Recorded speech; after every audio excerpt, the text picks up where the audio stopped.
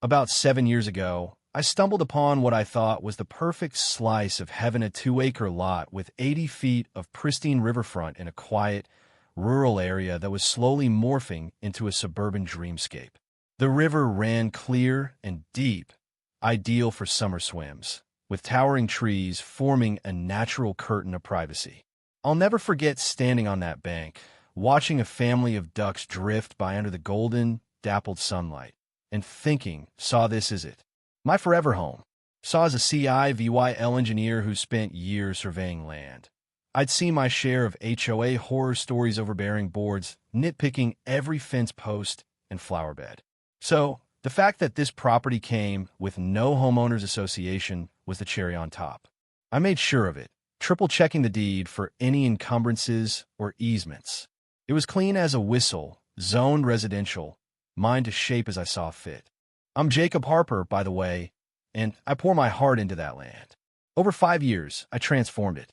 The modest 3-bedroom house got a glow-up with a wraparound porch where I'd sip coffee and watch the river flow.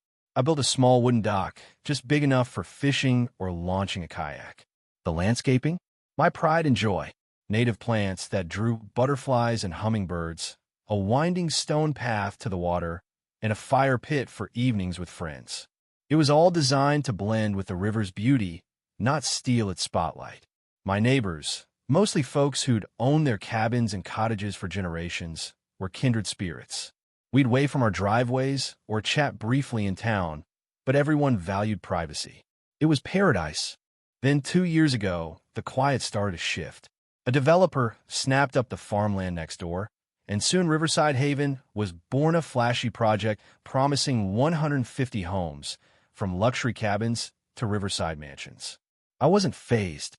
My boundaries were rock solid, filed with the county, and I had every document to prove it. But 6 months ago, trouble knocked. A woman in a sharp pantsuit, Clara Bennett, introduced herself as the president of the Riverside Haven HOA. She handed me a glossy brochure and gushed about welcoming all riverfront residents into their family. I smiled, explained my property wasn't part of their development, and wished her luck. Her smile tightened, but she left with some vague talk about working together for the common good. I shrugged it off. That is, until a certified letter landed in my mailbox last month. Embossed with the Riverside Haven logo, it started with "Dear Resident" and went straight to Crazy Town. It claimed my property had been incorporated into their community governance as part of a regional planning initiative. They demanded due 4,800 in retroactive dues for the past 2 years, declared my dock a violation of their waterfront standards, and here's the kicker, included a map showing a community river access path slicing through a quarter of my land. They gave me 30 days to tear down my dock, pay up, and brace for construction. I laughed at first, thinking it was a scam. But the letterhead, signatures, and contact info looked real. I dug out my surveys, deed, and tax records. As expected, not a single document hinted at my property being tied to any HOA. A call to the county recorder's office confirmed it. No liens, no easements, no governance changes. So, I marched to the Riverside Haven sales office, letter in hand. The slick sales manager, drenched in cologne, sent me to the HOA's shiny new community center. There, Clara sat behind a massive desk, flanked by 2 board members. When I challenged the letter, she slid a folder across, saying, "These are the updated community boundaries, approved last month." The map inside brazenly extended their development to swallow my property and others along the river. "This doesn't change my deed," I said, keeping my cool. "My land's not part of your development." One board member, smug as could be, chimed in, "Change is hard, but everyone needs to contribute to our VY Shown. The Riverside Park will boost property values." I repeated, "I'm not your resident, and I'm not letting a path cut through my land." Clara leaned forward, her smile icy. "We've begun the legal process to establish our jurisdiction. The community has rights to waterfront access." She suggested I consult someone if I was confused. As a surveyor, I knew exactly how this worked, but I held my tongue. Instead, I spotted a man in an expensive suit taking notes in the corner, a developer I recognized from county meetings. notorious for snapping up waterfront lots. "I'll be contacting my attorney," I said, gathering my papers. Clara's parting shot? "Residents who resist often regret it. The board can make things difficult." Things escalated fast. Violation notices started piling up on my mailbox. My landscaping was unkempt, my dock non-standard, my house paint unapproved. Fines racked up to overdue law $3,000. Then came the signs, future site of Riverside Community Park along the road, implying my riverfront was theirs. New residents began parking nearby, gawking at my dock, some even stepping onto it like they were measuring for their park. When I confronted them, they shrugged, saying they were checking out the future site. Neighbors from Riverside Haven called, accusing me of holding up progress, one even suggesting I should be grateful they'd uplift my substandard property. The final straw? Survey stakes with the Riverside Haven logo driven into my land, marking a 15-foot path to the river. I'd had enough. I called an attorney friend who referred me to Sarah Klein, a property rights expert. I sent her everything: surveys, the letter, photos of the stakes, and recordings of the harassing calls I'd started documenting. Sarah reviewed it and shook her head. "This is a blatant land grab. They have no legal standing to claim your property." The stakes? Trespassing. The calls? Intimidation. She said, installing security cameras and attending the next HOA meeting to shut this down. I set up high-def cameras around my property. 2 days later, they caught Clara, another board member, and the developer walking my land, measuring and snapping photos of my dock. The next day, Sarah and I crashed the Riverside Haven HOA meeting. The room went silent as we walked in. I recognized faces from the harassing calls. Clara looked rattled, but recovered quickly.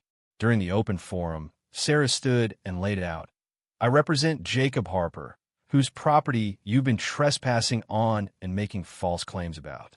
Your claim of jurisdiction is baseless and must stop." She projected my surveys and deed, pro-VYing my land's independence, then showed the falsified maps they'd submitted to the county. The clincher? Security footage of Clara and her crew on my property. "Submitting fake documents is fraud," Sarah said. "We filed complaints with the county and state real estate commission." The room exploded in murmurs. Clara stammered about community interests, but the damage was done. The county called an emergency hearing, where Sarah's evidence documents, footage, and all left the HOA's lawyer scrambling. The commissioner invalidated their claims, ordered the signs removed within 24 hours, and shut down their fantasy. But we weren't finished. Sarah filed a civil suit against the HOA, its board, and the development company for harassment, trespassing, attempted property theft, and fraud. Discovery uncovered a bombshell: emails between Clara and the developer revealing their plan. He'd promised her a fat consulting fee to secure my riverfront, knowing its deep water and gentle slope would skyrocket the value of their unsold lots. 3 board members resigned on the spot. The developer tried to distance himself, claiming ignorance, but the county launched an investigation into his practices based on the emails. Rather than face trial, they offered a settlement: my legal fees, hefty damages, permanent boundary markers, a retraction in their newsletter, and Clara's resignation. I added one condition: funding for an environmental survey to protect the river's ecosystem. Surprisingly, they agreed, maybe to salvage their reputation. The aftermath changed everything. The new HOA leadership ditched the land grab tactics, inviting neighbors to events while respecting boundaries. One board member even apologized, admitting she'd been uneasy with Clara's schemes but too scared to speak up. I used part of the settlement to plant more native species and reinforce my dock with a covered area for rainy days. The developer eventually bought land downstream from a willing seller, building a modest access point with strict environmental protections. Sitting on my dock now, watching the sunset paint the river gold, I see families enjoying their spot downstream. There is always room for both, just not by stealing what's mine. My background as a surveyor saved me. Without it, I might have buckled under the official-looking letters and relentless pressure.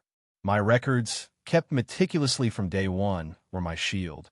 The river keeps flowing, blind to our disputes, reminding me some boundaries must be fought for, while others like our shared love for this place call for cooperation.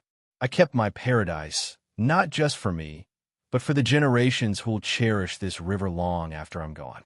So what do you think? Was I too harsh in suing the HOA? Or did they deserve every bit of it? Should I have tried negotiating first? Or was going full legal the only way to stop their greed?